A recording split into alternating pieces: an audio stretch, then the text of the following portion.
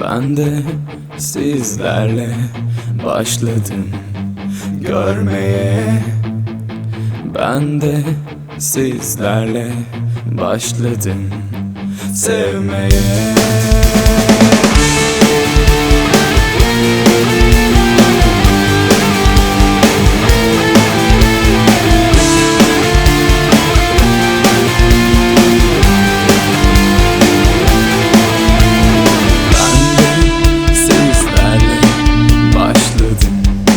Görmeye. Ben de sizlerle başladım sevmeye.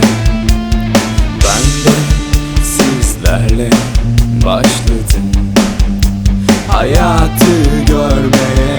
Ama hep önce ben gittim ölmeye. Hepinizle aynı anda indim ben dünyaya. Ama hep önce ben düştüm yokuştan aşağı. Tanımaz beni gün boyunca çıkarken rüyandan. Ama hep neden önce ben öldüm ısrarla.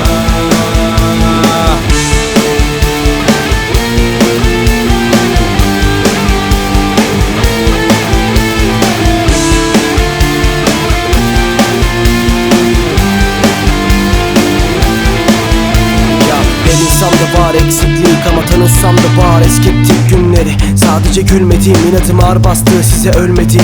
Tanıdığım her sokakta varlar, adımı sayarlardı eskiden. Ama aradan çekildi eski ben.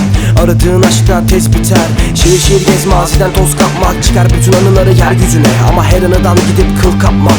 Koyuyorsa fotoları sok gözüne. Ama beni yine inadına görmediler. Göm hadi ben hazırım gömmediler. Ama söylemedim hala son sözü ben. Dön gözüm erkenden yok gözüken. Hepsini anladım da neden üstelediler? Bir gün olsun bana şans vermediler. Her şeyi anladım da neden bitirmediler? Ah oynamayı bir kesseler.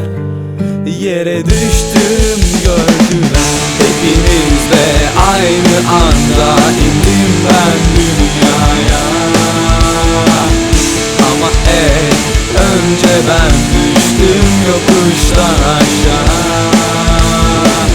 Tanımaz beni gün boyunca çıkarken rüyandan.